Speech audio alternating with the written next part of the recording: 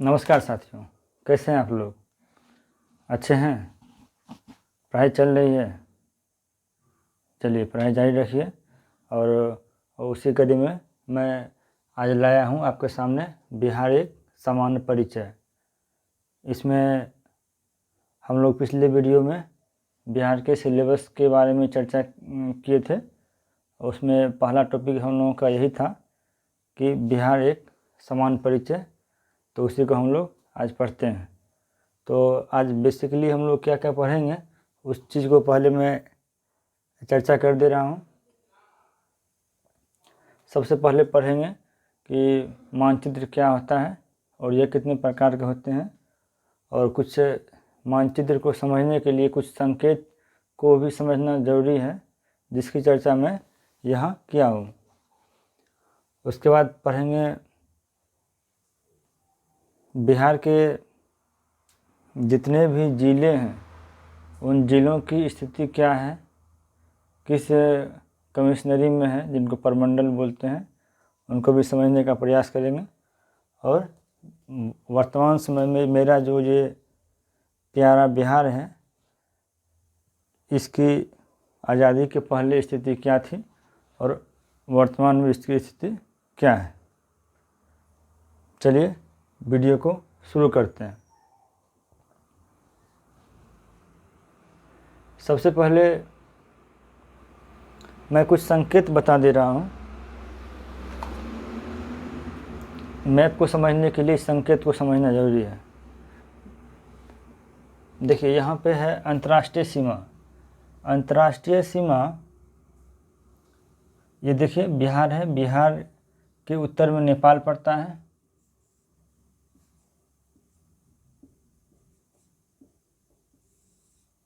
बिहार की सीमा नेपाल से टच करती है। तो अंतर्राष्ट्रीय सीमा मोटी मोटी लाइनें होती है। देखिए मोटी लाइनें हैं, ये दर्शाती है अंतर्राष्ट्रीय सीमा को, है ना। उसके बाद राज्य की सीमा आती है। राज्य की सीमा जैसे बिहार के पूरब में पश्चिम बंगाल, पश्चिम में उत्तर प्रदेश, उत्तर में नेपाल हो गया, दक्षिण में झारखंड।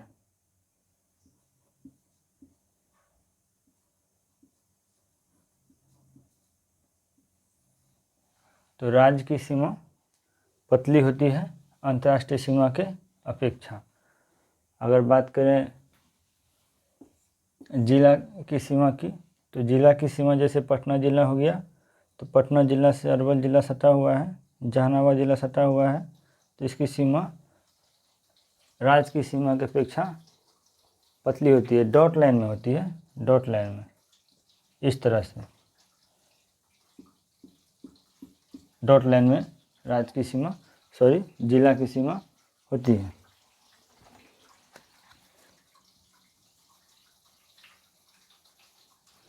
अगर बात करें राजधानी की, तो राजधानी को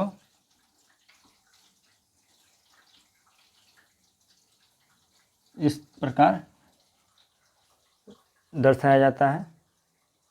अगर बात करें जिला मुख्यालय की, तो बिहार में वर्तमान में 38 जिला हैं। उन जिलों का मुख्यालय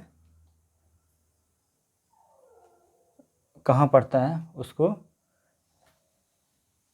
इस साइन से इंडिकेट करते हैं। जैसे देखिए आपका सारण एक जिला है, तो इनका मुख्यालय छपरा में पड़ता है, जिसको इस तरह से दर्शाया गया है।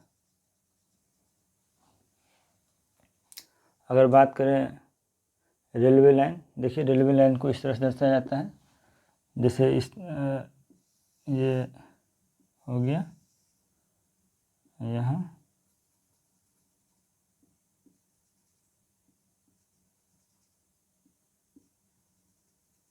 इस तरह से रेलवे लाइन को दर्शाया जाता है।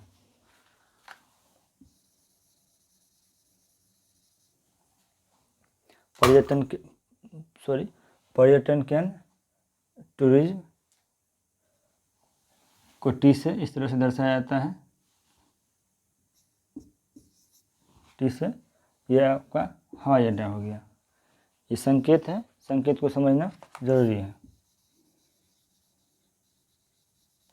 बात करें अगर मानचित्र की, तो मानचित्र को अगर संधि विच्छेद करते हैं, मान और चित्र होता है। तो ऐसा मान जिसको चित्र के माध्यम से पेपर पर दर्शाया जाता है, जिसको मानचित्र कहते हैं। मानचित्र दो प्रकार के होते हैं, हम लोगों को दो प्रकार के मानचित्र को पढ़ना है। पहला मानचित्र आपका पॉलिटिकल मैप हो गया, राजनीतिक मानचित्र जिसको बोलते हैं। राजनीतिक मानचित्र में पढ़ना होता है स्थान के बारे में, जगह के बारे में, कोई जैसे शिवहर हो गया, समस्तीपुर हो गया, नवादा हो गया, ये पॉलिटिकल मैप में, राजनीतिक मैप में दर्शाया जाता है। अगर बात करें फिजिकल मैप में, तो उसमें नदी, पर्वत, पठार, झरने आदि को दर्शाया जाता है। तो मानचित्र की परिभाषा अगर कोई हमसे पूछे तो उनको बोलेंगे कि पृथ्वी के किसी भी भूभाग को किसी पैमाने के माध्यम से, जैसे झरना, झील, नदी, पर्वत, पठार आदि को नापकर कागज पर एक लघु रूप तैयार कर देना ही मानचित्र कहलाता है। और उसके बाद हम लोग, ये बिहार है, बिहार के 38 जिलों को एक नज़र देख लेते हैं। जैसे अगर बात करें, पश्चिमी चंपारण यहाँ है, पूर्वी चंपारण, गोपालगंज, सिवान, सारण जिला है जिनका मुख्यालय छपरा में पड़ता है। छपरा जिला नहीं है, जिला सारण है। उसी तरह बात करें, भोजपुर का मुख्यालय आरा में पड़ता है, आरा जिला नहीं है, जिला भोजपुर है। पश्चिमी चंपारण जिला है और पूर्वी चंपारण जिला है। पश्चिमी चंपारण का मुख्यालय बेतिया पड़ता है और पूर्वी चंपारण का मुख्यालय मोतिहारी पड़ता है। उसी तरह से कैमूर एक ज़िला है, इनका मुख्यालय भभुआ है। रोहतास है, इनका मुख्यालय सासाराम है। इसी तरह से नालंदा है, इनका मुख्यालय बिहार शरीफ है। बिहार शरीफ ज़िला नहीं है, नालंदा का मुख्यालय बिहार शरीफ में पड़ता है। अगर बात करें बिहार के कमिश्नरी की, प्रमंडल जिसको बोलते हैं, तो बिहार में कुल 9 प्रमंडल वर्तमान में हैं। कौन कौन है? पटना, सारण, पूर्णिया, तिरहुत, दरभंगा, मुंगेर, भागलपुर, कोसी और एक कौन हो गया? मगध। यहाँ पड़ता है मगध। अगर बात करें सारण प्रमंडल की, तो सारण प्रमंडल में सारण, सिवान, गोपालगंज आ गया और सारण प्रमंडल का मुख्यालय छपरा पड़ता है। अगर बात करें पटना प्रमंडल की, तो पटना प्रमंडल में पटना, भोजपुर, बक्सर, रोहतास, कैमूर, नालंदा पड़ता है। पटना प्रमंडल का मुख्यालय पटना में पड़ता है। अगर बात करें तिरहुत प्रमंडल की, तो तिरहुत प्रमंडल का मुख्यालय मुजफ्फरपुर में पड़ता है। इसके अंतर्गत पश्चिमी चंपारण, पूर्वी चंपारण, मुजफ्फरपुर, वैशाली, सीतामढ़ी, शिवहर आते हैं। अगर बात करें दरभंगा प्रमंडल की, तो इसके अंतर्गत मधुबनी, दरभंगा, समस्तीपुर आते हैं। अगर बात करें कोसी प्रमंडल का मुख्यालय सहरसा में पड़ता है, तो इसके अंतर्गत सुपौल, सहरसा और मधेपुरा आते हैं। अगर बात करें पूर्णिया प्रमंडल की, तो पूर्णिया में अररिया, किशनगंज और पूर्णिया, कटिहार आते हैं। अगर बात करें भागलपुर प्रमंडल की, तो भागलपुर और बांका भागलपुर प्रमंडल में आते हैं। अगर बात करें मुंगेर प्रमंडल की, तो मुंगेर, खगड़िया, बेगूसराय, लखीसराय, शेखपुरा, जमुई मुंगेर प्रमंडल में के अंतर्गत आते हैं। अगर बात करें मगध प्रमंडल की, मगध प्रमंडल का मुख्यालय गया में है। तो इनके अंतर्गत औरंगाबाद, गया, नवादा, जहानाबाद, अरवल आता है। इस जगह यह जानना भी ज़रूरी है, बिहार में कुल 38 ज़िले हैं। उन 38 ज़िलों में सबसे नया ज़िला अरवल ज़िला है, जो जहानाबाद से 2001 ईस्वी में अरवल ज़िला 2001 ईस्वी में बना है। इसके पीछे एक छोटी घटना है कि 2001 में बिहार की मुख्यमंत्री श्रीमती राबड़ी देवी थी। तो उसी समय अरवल में घटना हुई थी जिसमें कि 60 से 65 लोग मारे गए थे। तो उसी समय ज़ोर शोर से उनके सामने ये वहाँ के स्थानीय लोगों के द्वारा अरवल को एक ज़िला बनाने की मांग उठी। 2001 में उसी समय राबड़ी देवी मुख्यमंत्री के काल में ही अरवल एक ज़िला बना। और अगर बात करें शिवहर की, तो शिवहर ज़िला सीतामढ़ी से ही अलग हुआ है 1994 में। उसी तरह अगर बात करें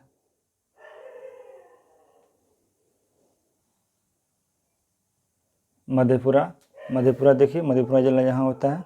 मधेपुरा ज़िला 1981 में सहरसा से अलग हुआ है।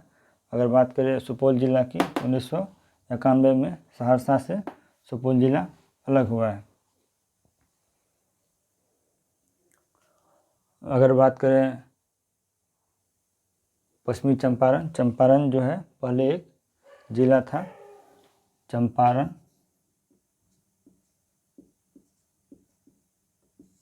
1972 में चंपारण का 2 भाग में बंटवारा किया गया, पूर्वी चंपारण और पश्चिमी चंपारण।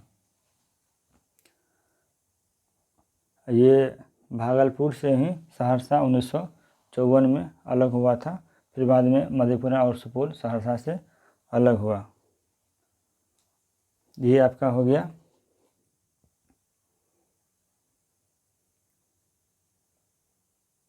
उसके बाद हम लोग समझने का प्रयास करते हैं कि बिहार एक समान परिचय के अंतर्गत बिहार का इतिहास क्या रहा है। देखिए, बिहार में बिहार को पहले विहार कहा जाता था। क्यों? तो यहाँ पर बौद्ध मठ की अधिकता थी। बौद्ध मठ की अधिकता के कारण बिहार का नाम वर्तमान में जो है, पहले विहार था, विहार से बिहार हो गया। तो 600 BC के समय में ही 2 धर्म बहुत ही बृहद पैमाने पे इनका जन्म हुआ, एक जैन धर्म और बौद्ध धर्म। उस समय लगभग 63 ऐसे धर्म थे, लेकिन उन 63 में ये 2 धर्म ज़्यादा ये हुए। तो उसी समय से बौद्ध का निवास स्थान था। बिहार एक बौद्ध का निवास स्थान बिहार में ही था। उसी की बिहार से कहते कहते इनका नाम परिवर्तन आज बिहार हो गया। इनकी बिहार शब्द की सर्वप्रथम चर्चा जो है वो आपको सर्वप्रथम चर्चा मिन्हाज उस सिराज एक इतिहासकार थे, उनकी रचना थी तबकात नासिरी। उन्हीं के समय में मिन्हाज उस सिराज की रचना तबकात नासिरी में सर्वप्रथम बिहार शब्द का उल्लेख किया गया।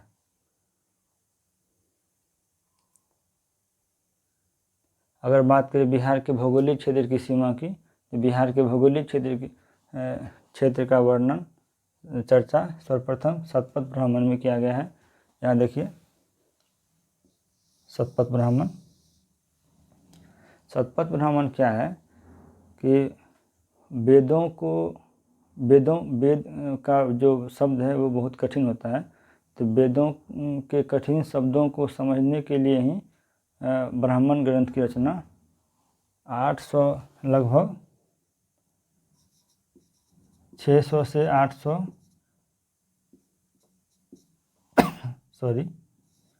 800 BC के टाइम ब्राह्मण ग्रंथ की रचना की गई। इनकी संख्या 8 है।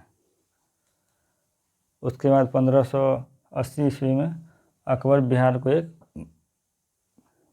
प्रांत के रूप में गठित किए और उसके बाद 12 दिसंबर 1911 में जॉर्ज पंचम की अध्यक्षता में दिल्ली दरबार में जॉर्ज पंचम के द्वारा यह घोषणा किया गया कि बिहार को एक प्रांत के रूप में दर्जा दिया जाएगा।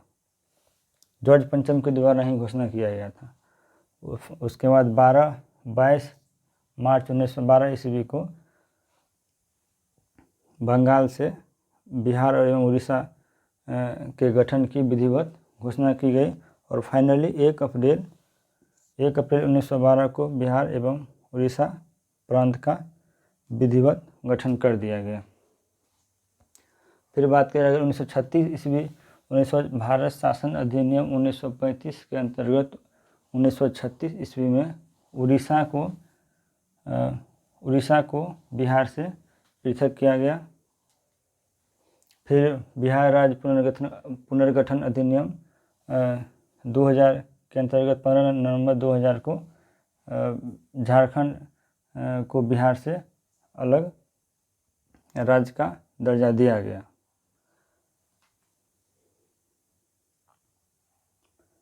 इसमें मैं यहाँ ये बताना चाहता हूँ कि ये जो हमारा बिहार है, इस बिहार के अंतर्गत बहुत सारे ज़िले ऐसे हैं, कमिश्नरियाँ ऐसे हैं, अनुमंडल ऐसे हैं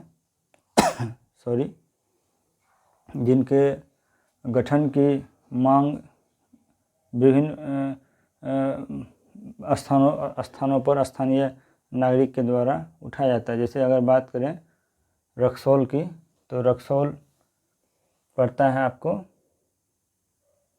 पूर्वी चंपारण में।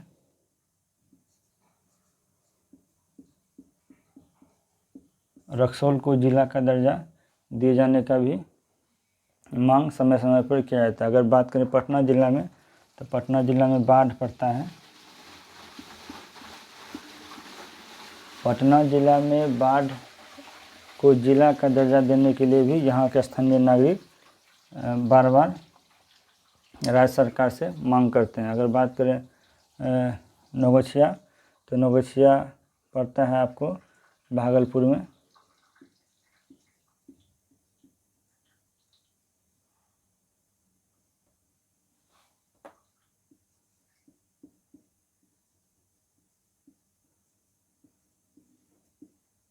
नौगछिया को भी जिला का दर्जा देने के लिए स्थानीय नागरिक के द्वारा वहाँ पर मांग किया जाता है। तो मैं आज के टॉपिक में ज़्यादा फैक्ट यहाँ पे नहीं है। आपको अगले वीडियो आएंगे तो उन वीडियो में आपको फैक्ट दिए जाएंगे। अभी मैं बस इतना समझाने का प्रयास किया हूँ कि आपको बिहार के विभिन्न जो ज़िले हैं वो आपके दिमाग में अच्छी तरह से बैठ जाएं, ताकि बाद में मैं पटना ज़िला की चर्चा करूँगा, बाद में मैं रोहतास की चर्चा करूँगा, बाद में मैं बांका की चर्चा करूँगा, यहाँ पे किशनगंज है, किशनगंज की चर्चा करूँगा, तो आपको समझ में आ जाए। तो आज के वीडियो को यहीं समाप्त करते हैं और चैनल को लाइक करें, सब्सक्राइब करें और अपने दोस्तों में भी शेयर करें। थैंक यू, धन्यवाद।